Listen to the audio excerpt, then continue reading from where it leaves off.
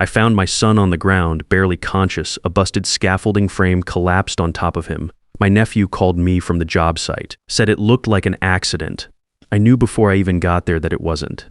My name is Clifford Vance. I'm 57 years old. I've been swinging a hammer since I was 14, learned the trade from my father Leonard, built a small contracting business with my own hands in rural Tennessee. Nothing fancy, mostly residential work, a few commercial projects here and there, honest work. That's all I ever wanted. My wife Miriam passed 4 years ago. Cancer took her slow after she was gone. The one person I leaned on, the one person I trusted completely, was my cousin Arnold. He was 5 years older than me, a real estate attorney up in the city, smart man, always knew what to say. He was at the hospital every week when Miriam was sick, helped me with paperwork I didn't have the energy to understand, sat with me in the parking garage after bad appointments and never tried to fill the silence with words that didn't mean anything. I thought the world of him. That was my mistake. Nathan is my son. 29 years old, structural engineer. He came to work alongside me 2 years ago because he wanted to learn the business from the ground up before going out on his own.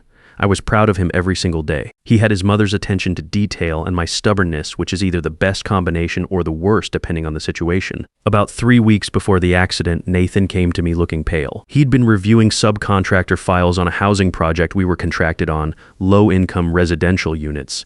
Government funded, the kind of job my father would have said you do right because real people are going to live there. Nathan had noticed something off in the materials invoicing, numbers that didn't match actual deliveries.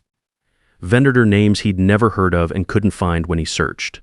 Dad, he said, these companies don't exist. I ran them through every database I have access to. They're shells. He showed me the contracts. My company name was on them, Clifford Vance Construction, but I hadn't signed those agreements. I hadn't even seen them. I told Nathan to hold off. I said I'd talk to Arnold. Arnold had been helping me manage the administrative side of things after Miriam died. Filings, correspondence, paperwork I didn't have the focus for when I was still trying to figure out how to sleep through the night. I'd handed him a level of access I never thought twice about because I trusted him completely. I called Arnold that evening. He told me Nathan was reading the documents wrong, said it was a complex billing structure for managing cash flow across subcontractors. Nothing improper, completely standard on government-funded projects. Then he said I should keep Nathan away from files above his experience level before the kid caused problems with the client relationship. I should have pushed harder. I didn't. 2 days later, the scaffolding on the 3rd floor of that project collapsed. Nathan was on it. When I walked into that hospital room and saw my son, right arm in a sling, neck brace, face cut from the fall, something shifted in me. Not panic. Something colder and quieter than panic. The kind of feeling you get when a load-bearing wall isn't where the blueprint says it should be, and you understand immediately that someone made a decision they shouldn't have made. Nathan waited until the nurse left. Then he grabbed my forearm with his good hand and pulled me close. Dad, Arnold knew I was going to file a report. This wasn't an accident. I didn't say anything for a long moment. I stood there looking at my son in that hospital bed and let the words settle. Tell me everything, I said. He'd been keeping notes for 2 weeks before the fall. Dates, wire transfer amounts, vendor names, registration records. 3 shell companies receiving payments from the project fund.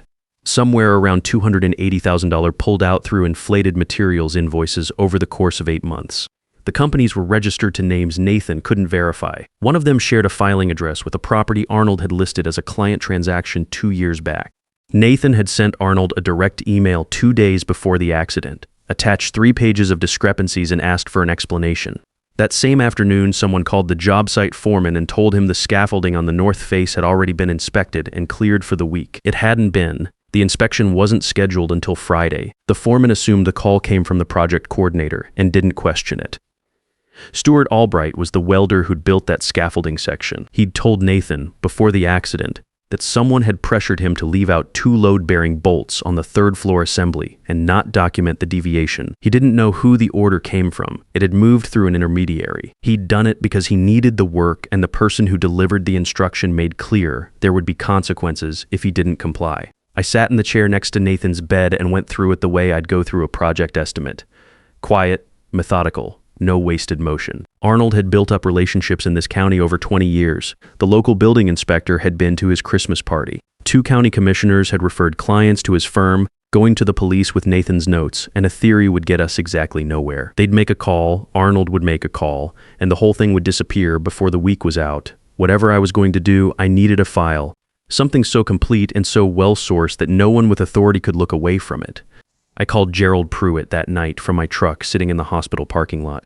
Gerald is 64 years old, one of my father's closest friends going back 30 years. He spent most of his career doing fraud investigation for a large insurance carrier before he retired out to a piece of land about 15 miles from mine. We hunted together every November. He wasn't a man who got excited about things, which was exactly why I called him. I drove to his place and laid out everything Nathan had told me. Gerald sat across the kitchen table and didn't say a word while I talked. When I finished, he asked to see Nathan's photographs of the documents. He studied each one for a long time, holding them under the lamp the way my father used to examine a board for hidden knots before he made his cut. "Give me a week," he said. Gerald spent that week working the financial trail. He had contacts at 2 title companies and an old colleague still working in commercial insurance who could access certain databases without raising flags. He also knew how to read shell company registrations the way most people can't, because he'd spent 25 years watching people build them to hide money and another 10 years tearing those structures apart to find where the money went. What he found was this. 3 shell companies, Consolidated Siteworks, Allied Materials Group, and Bridgefield Procurement Services. All 3 registered within a 6-month window right before the housing project broke ground. The founding members listed on the registration documents were either people who had no knowledge their names were being used, or in one case a man who had been deceased for 14 months at the time of filing. The money moved from the project account to these companies through invoices for materials and consulting services that were never delivered. Then it moved again, to accounts in 2 offshore jurisdictions Gerald's contact traced to a holding structure in the Cayman Islands. The total pulled out across 8 months came to $283,000. Not $280,000, $2,203, $100,000. Gerald was precise about it. He also pulled property and filing records. 2 of the 3 shell companies shared registered agents with a firm Arnold had used repeatedly for client real estate transactions over the past 4 years. That wasn't proof by itself, but it was a thread you could follow if you knew what you were looking at. Gerald knew what he was looking at. He called me on the 7th day and told me to come over. I sat at that same kitchen table and he walked me through every page of what he'd built. By the time he finished, I understood exactly what Arnold had done and roughly how long he'd been doing it. This is enough to hand to a federal investigator and have them take it seriously. Gerald said, "It's not enough to guarantee an outcome on its own. You need corroboration from a source inside the project." That was Stuart Albright. I drove out to Stuart's place on a Thursday evening. He lived in a single wide on a gravel road about 20 miles outside town. He answered the door in work clothes, still dirty from the day. When he saw me, his expression didn't change, but something behind his eyes did. I didn't threaten him. I didn't accuse him of anything. I told him I knew he'd been put in a situation no working man should be put in. I told him my son was the one who went through that floor, and that my son had a neck brace on and couldn't lift his right arm above his shoulder, and that I wasn't there to make Stuart's life harder. I was there because I needed to know what actually happened. Stuart stood in his doorway for a while, looking out past me at the tree line. Then he said, "Come inside." He showed me a text message he'd saved on an old phone he kept in a kitchen drawer. The message had come from a number he didn't recognize. It gave specific instructions about which fasteners to omit from the 3rd floor north assembly and told him to mark the section as complete in the site log without noting any deviation. It was worded like a routine work order update, the kind of message a site coordinator might send. Stuart said at the time he assumed it came through the normal chain. He didn't ask questions because the job was almost done and he needed the final payment.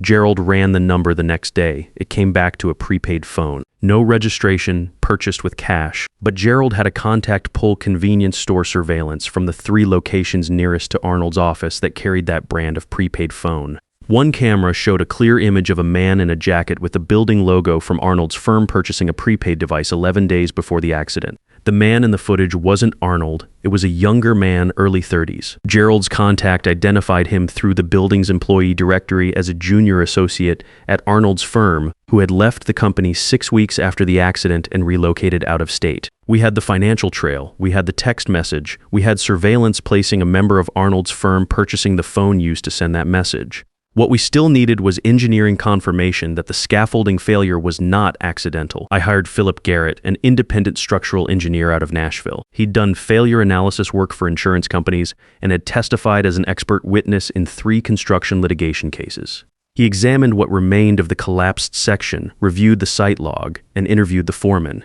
His written report ran 14 pages. The conclusion was one sentence: evidence of deliberate removal of load-bearing fasteners inconsistent with installation error, material fatigue, or standard construction variance. This failure was not accidental. I read that sentence 4 times sitting in my truck outside Philip's office.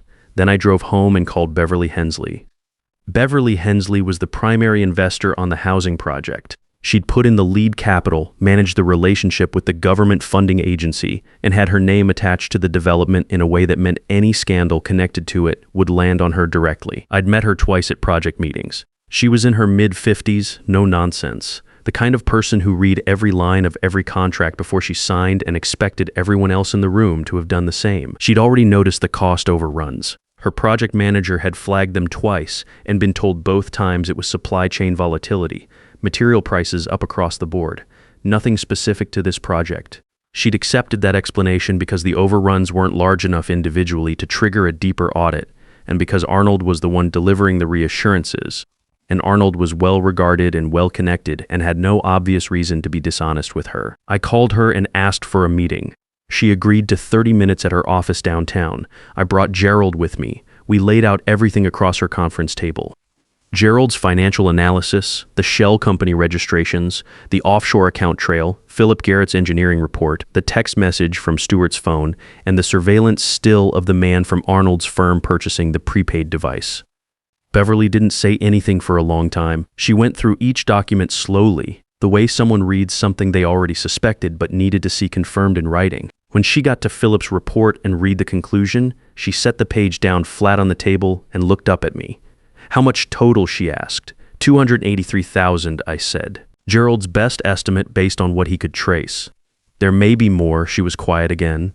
Then she said, I want every document you have, originals and copies. Beverly wasn't interested in protecting anyone's reputation, including her own if it came to that. What she wanted was accountability and the return of her money, and she was clear-eyed enough to understand that the fastest path to both of those things was a coordinated filing rather than a quiet conversation. She had her own legal team, people who worked construction litigation and knew the state licensing board process well. Having her in this with us meant we had a legitimate institutional channel that didn't depend on local law enforcement connections Arnold might be able to reach. We left her office with an agreement. She would direct her attorneys to prepare the filing. Gerald and I would hand over the full documentation package within 5 days. Nothing would move until we had one more piece in place. We still needed Arnold on record, in his own words. Gerald came up with the approach. I would call Arnold and tell him I was looking at a small commercial renovation project. A storefront rehab downtown, nothing complicated. I'd say I wanted his input on structuring the subcontractor agreements to keep the margins clean, keep it casual, frame it as asking for his expertise as a favor. Arnold agreed without hesitation. He suggested we meet at my workshop, said he liked the idea of getting out of the office for an afternoon. We met on a Tuesday. I had a digital recorder in my shirt pocket. Single-party consent recording is legal in Tennessee, and Gerald had confirmed the specifics twice before I walked in. I set a set of project drawings on the workbench, fake numbers. A real address for a building I knew was sitting vacant, and let Arnold take the lead. He talked for nearly 40 minutes. He explained how to structure subcontractor billing across multiple vendor accounts to distribute payments below audit thresholds. He explained how to register holding companies in a way that kept the principals at arm's length from the transaction records. He described the timing strategy for moving funds across fiscal quarters to avoid triggering automatic review flags in government-funded project accounting. He used specific figures, specific timelines, specific techniques. He thought he was teaching me how to run a smarter business. He was actually describing in precise and specific detail the exact methodology he had used on Beverly Hensley's project for 8 months. I looked him in the eye the whole time and asked follow-up questions when he paused. I did not mention Nathan. I did not mention the accident. I did not say a single word about what Gerald had spent the past 2 weeks building in a folder on his kitchen table. When Arnold left that afternoon, he shook my hand at the door and told me it was good to spend time together, that we didn't do it enough anymore. I said I agreed. I drove to Gerald's place that evening, and we listened to the full recording together. Gerald made 2 backup copies and stored them separately. The next morning, I called Beverly's attorney and told him we were ready. The documentation package went out 3 days later. Gerald's financial analysis and the shell company records, Philip Garrett's engineering report, Stuart Albright's sworn written statement, which his own attorney had helped him prepare, the surveillance still and the traced phone number, the text message, and the audio recording of Arnold explaining his methodology in his own words at my workbench on a Tuesday afternoon. Beverly's attorneys filed with the State Construction Licensing Board the following Monday morning. A separate copy of the financial evidence went to the State Attorney General's office through Beverly's firm.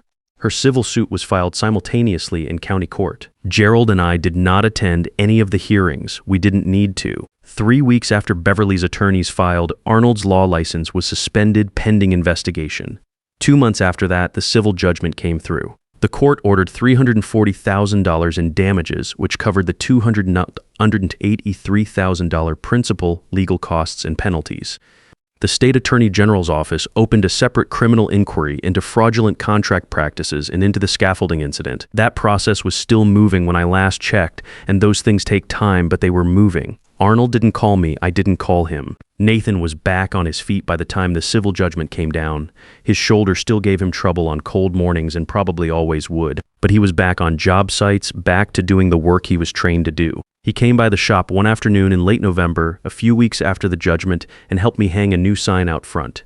I'd changed the name of the business. It had been Vance Construction for 19 years, the sign I'd carried over from my father's operation when I took over. I'd kept it because it felt like continuity, like something worth preserving. But somewhere in the middle of all of this, working through Gerald's documents at that kitchen table and thinking about what Arnold had done with my father's name attached to his contracts, I decided the sign needed to say something more specific. The new one read, Leonard and Son.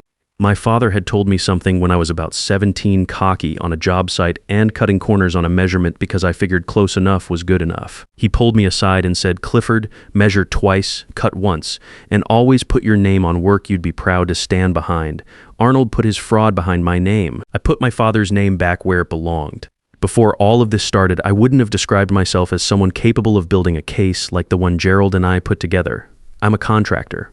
I read blueprints and manage schedules and know which end of a nail gun to point away from myself. I don't have legal training. I don't have investigators on retainer. What I had was a retired fraud examiner who owed my father a long-standing debt of friendship, a structural engineer willing to write what the evidence showed, a working man brave enough to give a statement, and an investor who wanted the truth more than she wanted the problem to disappear quietly.